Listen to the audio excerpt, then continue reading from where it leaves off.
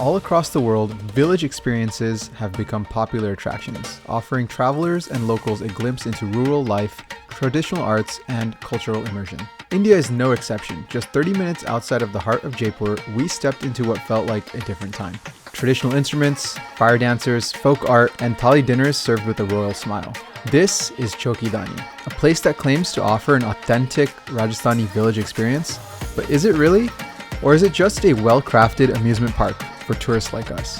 We are Jesal and Sonia, and after 5 weeks of traveling across India, we found ourselves in Jaipur for just one night. Chokhi Dhani came recommended by many tourists and even locals we met, so we decided to see for ourselves what all the buzz was about. Come with us as we experience firsthand the sights, sounds, and flavors of Chokhi Dhani. We'll explore what truly feels magical here, what feels staged, and everything in between. It's an experience that's definitely worth talking about. We were dropped off just after sunset. We loved the entrance. It had towering fortress gates with hand-painted murals and was decorated with my favorite colorful marigolds. We had a warm traditional greeting with a red tikka placed on our foreheads while live musicians played nearby. The tickets cost 1900 rupees for adults and 1200 rupees for kids. It was quite reasonable for a holiday weekend. This covers entry, dinner, most attractions, even specialty food stalls. We're just paying for 3 adult thalis. I like that the upsells were minimal, like animal rides for kids or upgrading dinner seating to an air-conditioned room would be slightly extra. Overall, a really solid value. From the mix of accents around us, it felt like many locals were here too. I think we were among the few people speaking in English, which felt like a good sign. This wasn't just a foreigner crowd. And as soon as you enter, it's not subtle. The whole place leans fully into the heritage fantasy, and honestly, that's part of its charm. They're dancing? Oh yeah. Right away we could tell this isn't necessarily about realism. It's about theatricality, spectacle, and giving you the boldest, brightest version of a Rajasthani village. For our first impressions, it totally works and had us very excited to be there. We jumped straight into the offerings of Chokhi Dhani, starting with the hot welcome drink straight off the stove.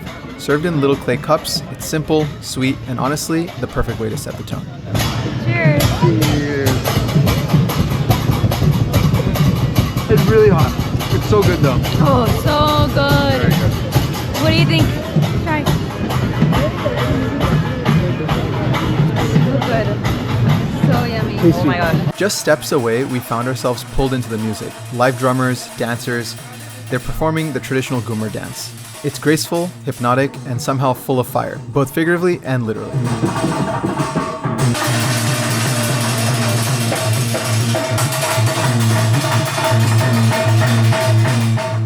What's impressive is how the place is set up. There's no central stage or strict schedule.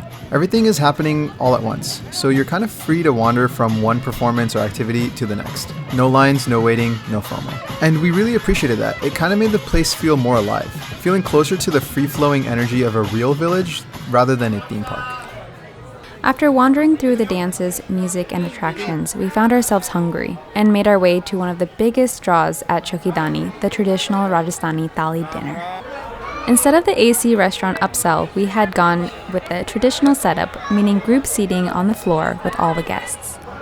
It's so cool. It's so thandi lagi che. Look at this, we get to sit down and eat. I'm so excited. The plates were made out of pressed leaves, and the drinks were served in clay cups, which provided a simple, rustic feel, and it was a nice nod to sustainability.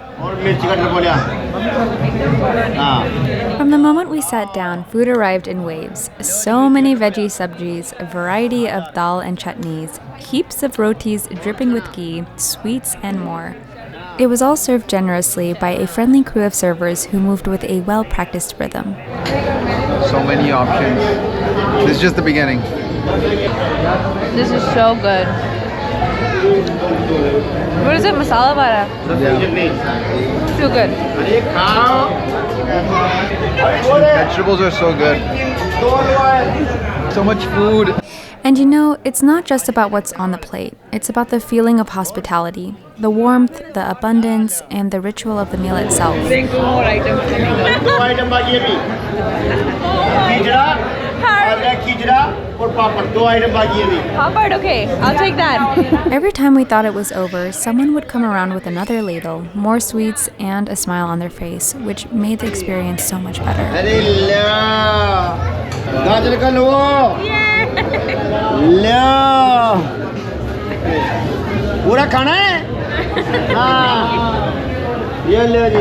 By the end, we were completely full, a little overwhelmed, and totally satisfied. I'm not gonna be able to eat all this. It's a feast in every sense of the word. This dinner felt like the heart of it all, a moment where the culture, care, and crowd all came together.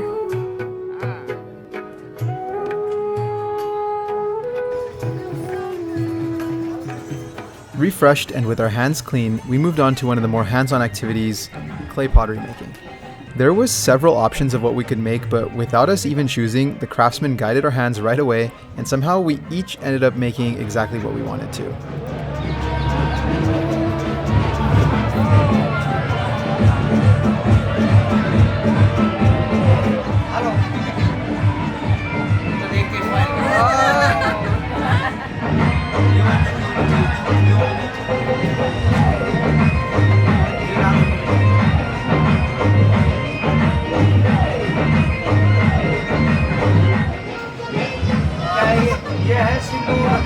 Oh! That's exactly what you wanted! Oh my gosh, you're getting the goblet exactly what I wanted. Oh, good.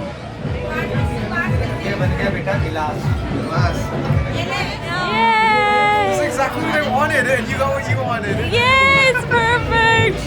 He knows as well. There was a vase, a goblet, and a small container with a lid, each carefully shaped under the artisan's guidance. The best part was, we got to keep our creations as souvenirs, a little piece of the village to take home with us. It was really cool to have some masterfully crafted functional memories. We're gonna watch a puppet show now. Just nearby, we noticed a puppet show that had just wrapped up, and the puppeteers invited us to take a seat for the next show. Puppet theater has been a traditional folk art in Rajasthan for centuries, used to tell stories, preserve folklore, and entertain both kids and adults. The puppets themselves were colorful, expressive, and beautifully decorated, each one with hand-sewn costumes and exaggerated features. We settled in as the drummer began playing and the show kicked off. What surprised us was how the storyline wove in little bits of information the performers had asked us about beforehand. Even though it initially seemed geared for children, we found ourselves genuinely entertained and laughing more than we expected, with a few surprises sprinkled in.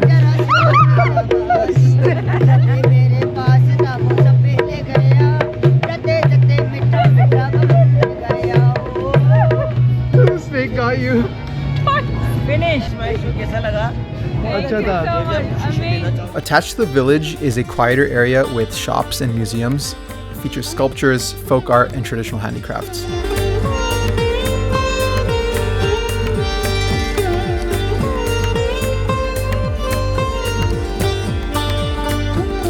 We probably should have double-checked the timings because this area closes a little earlier than the rest of the village.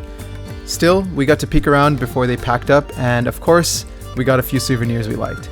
The prices here were surprisingly good, comparable to street vendors, but with the added trust of quality and craftsmanship. There was clearly a lot more to explore here, but we had to keep moving. We could already hear the energy building up for the closing celebration in the main village square. The night wrapped up with a huge closing celebration in the main square of the village. Everyone around us was so into it, dancing, clapping, celebrating, and of course, we had to join in.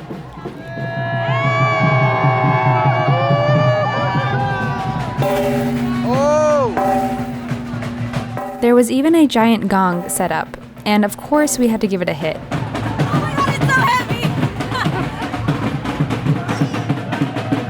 Go, go, go!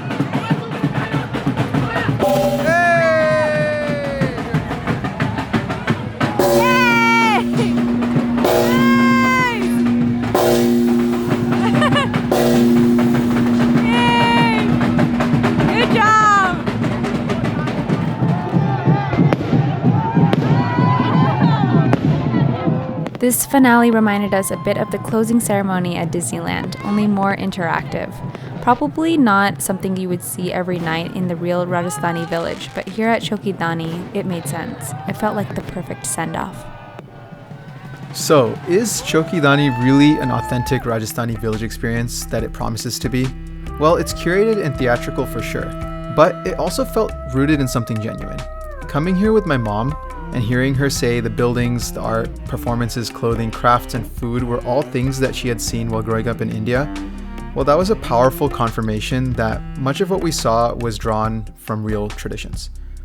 Of course, these kind of village experiences aren't without their issues, like the camel we saw tethered and forced in kneeling position, or the fortune-telling parrot. Although it seemed well cared for, it still felt a little outdated to see it doing tricks and living in a cage. Reflecting on moments like this shows that even in spaces meant to celebrate culture, the line between preservation, exploitation, and appropriation can sometimes blur.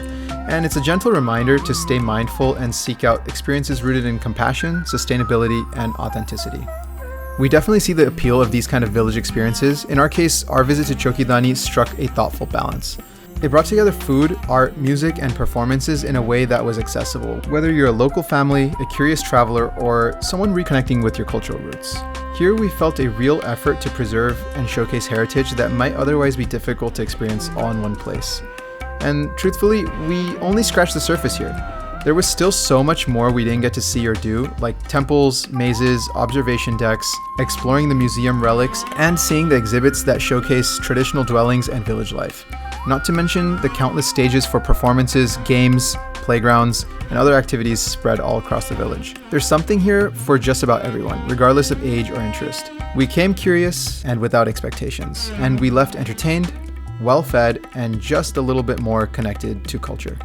For us, it was a night full of joy, surprises, and memorable moments.